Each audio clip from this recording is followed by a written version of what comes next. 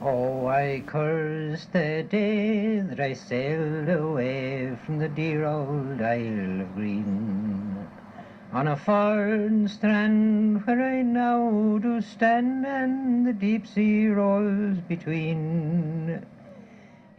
The recent emigration epidemic in this country has served to highlight for many the great advances that have been made in communications technology such as Skype and Facebook. But this is not the first mass exodus from these shores. When Frank and Martha Kenny waved farewell to Dublin in the spring of 1977 for the sunnier climes of Australia, they found it more difficult to bridge the gap to home. At the time, the telephone was not a common feature in many Irish homes, but the Kenny family found a much more enduring way of capturing their loved ones' emotions. They recently uncovered several cassette tapes they had sent to each other during this period, on which they had documented their lives. From the trivial and the everyday, to live musical sessions and recordings of the big hurling matches of the time. What they found was an emotive catalogue of experiences which tell a tale of a vastly changed technological landscape. In the leafy bowers, in the green fields round for Ban. All the way from Australia, I'd like a big round of applause for Frank Kenny. Well, we dreamed up that one ourselves. We said a tape would be ideal, So we wouldn't write as often then, but we'd send a tape. I can't remember, maybe about twice a year, So they send tapes back in that, and tell them how things were going on and how you were faring and how everybody was back home, and just have a chat through the tape, They were only coming on, these tapes, you never heard of them now when I was younger even. We wouldn't hear of them. It's just our uncle down the road, he was all into music and recording things, and he started it all off, he had a little recorder and everyone would do their party piece, Wouldn't be going on only now when there'd be a party or Christmas or someone would have a little bit too much to drink. That's it. They'd be singing. Yeah, well, that was the way it went with everyone. Everyone was the same at that stage. Anyone that could sing, and even lads that couldn't sing. When I was a young man, I carried a pack, and I lived the free life of the rover.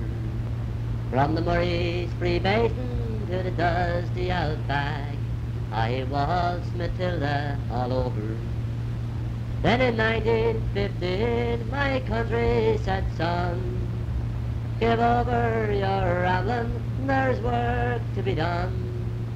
So they gave me a tin hat, and they gave me a gun, and they sent me away to the war.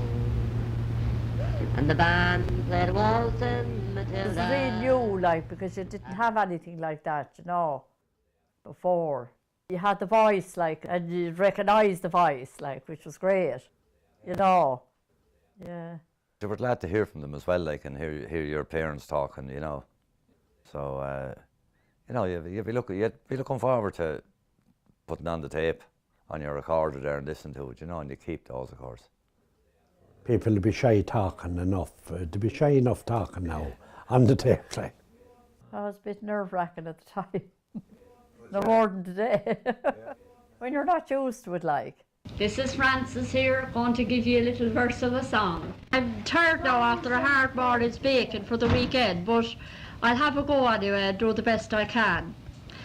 Last night as I lay dreaming of pleasant days. With the abundance of live musical recordings, it led me to wonder how exactly they came about.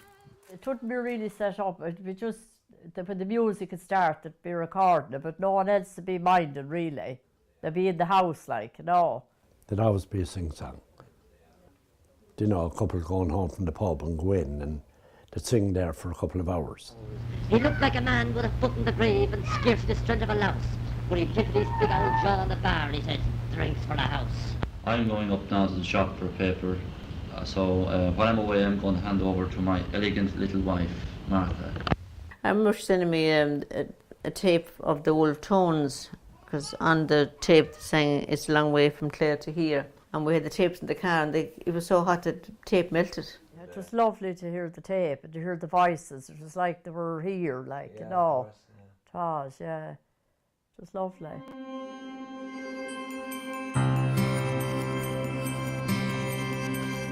Martha remembers the reality check on arrival in Australia. I I didn't realise how far away it was, I suppose, really, because we got there in March and Easter was coming in then in April. And I mean, every break I ever had when I was in Dublin, I went down home to Clare. And then I thought, oh, I can't go back home now, you know. Yeah. It's so far away, so you just make the most of it. I suppose maybe if I was on my own, it would be different. But the fact of having Frank, I suppose you feel positive anyhow. Yeah. A shoulder to lean on. Whether he listens or not is another thing. Hello, Frank and Martha. This is Jack. I hope you're in a good form. We're in fair form here ourselves. Drinking plenty of porter. It's killing some of us and keeping more of us alive. Frank got a job very quickly and he was go off in the mornings, very early, God, maybe on 5 or half 5, because he had travelled a good bit. See, they'd start very early and they'd finish early. Like even the pubs used to be closing at 10 o'clock at night.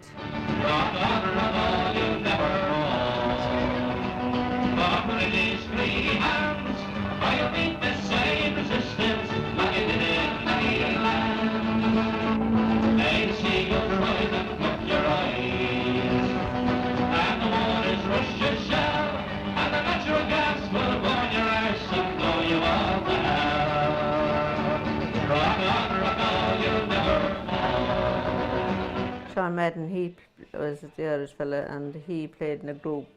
We'd go to hear him a lot and you know, we got to go to the Irish club.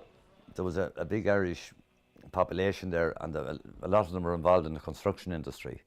So it was always a good place to socialise in the Irish club, and you'd nearly always, and especially if you're involved in sport, you had a great chance because they were always looking for a footballer or a hurler or something like that. So you'd be snapped up if you were able to do your job.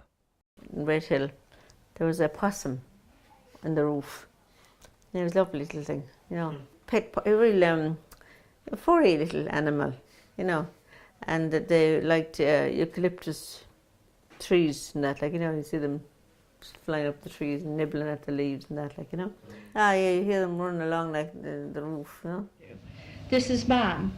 Hope you're both well. We'll soon have the new potatoes. Pity you're not here to enjoy them. Are you still as fond of potatoes as ever, Frank? You used to love them hot or cold, and still you didn't put up the weight. Not like the rest of us.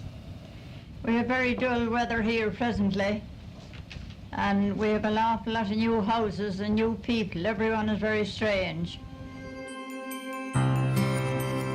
Frank's sister Frances describes the difficulty involved in organising a phone call to Australia in those simpler times. A neighbour up the road had a phone. She was the only one on the road had a phone. And anyone that wanted to get in touch, they went through her. And she was elderly too, and she used to be able to come down quick enough, like, and she'd see maybe somebody passing. And she'd tell them to call, you know, to run down quick and tell them to come up. Or there'd be a mad gallop up the road. Well, you just have to book a phone call, you know. You'd first of all, you'd send a letter home that you were going to ring on a certain day, and they'd be expecting your call, and you'd have to try and organise your times around, you know, with the time difference. If you wanted to make a phone call, you had to get a doctor or anyone, if it's anyone sick, you had to go down the town to the phone kiosk, and there could be somebody in it having a big chat, and you'd be panicking to get, you know, or you'd be really, your heart would be going like pounding, and you'd have to ask the person would the soon be finished, you know. You had a emergency call, like. Yeah, it was very, like, you think it was way back thousands of years ago, but it's only like 30 years ago.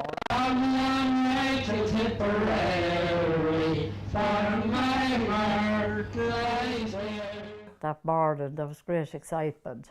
Your dad rang my neighbour up the road, Delia, and she got someone to go down. They ran down. You're wanted on the phone. You're wanted, and up by ran. Sure, it was great news. It was your dad. Cormac was after being born, and he told us what they were called, had a name and all for him. So it was really exciting altogether. So I couldn't wait to get back down to tell them then, you know. So I don't think the conversation was too long, because I was mad to get away to tell it, you know.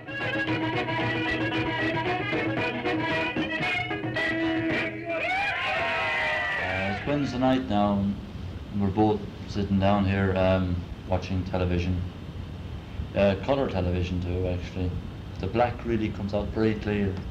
Plenty of air. It's coming down about 40 yards out from the Wexford post. Knocked out a bit, going back for a Tom Cashman for Cork. Nips it up into his hand. He's very mobile, very fast player.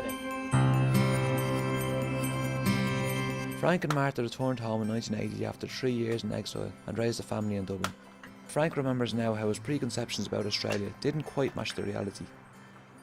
I had my own visions of what went out there, but when you go out there, it's not quite the same. You have to get stuck in and work. It's not a holiday. Australians expect a good bit from you. They have good work ethic, so there was no problem in that way. But it wasn't just a paradise. You had to work hard. But you would have a very good standard of living then when you worked hard and earned decent money. You had a very good standard of living. A car wasn't a luxury, or even a boat wasn't a luxury. To have a nice little boat there.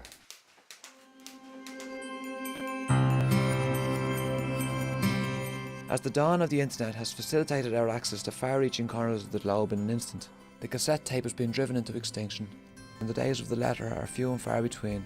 Their power still endures in the hearts and minds of a generation. There's no need now for write letters or anything like that. Even though it's still nice to get a letter, I think. But sure, they're nearly a thing of the past now. It's grand to read it and it brings you back to that time again, and you'd say, oh yeah, I remember that now. And but you'd have it forgotten till you'd read it. Yeah, no, it's all bills now in the door. That's all.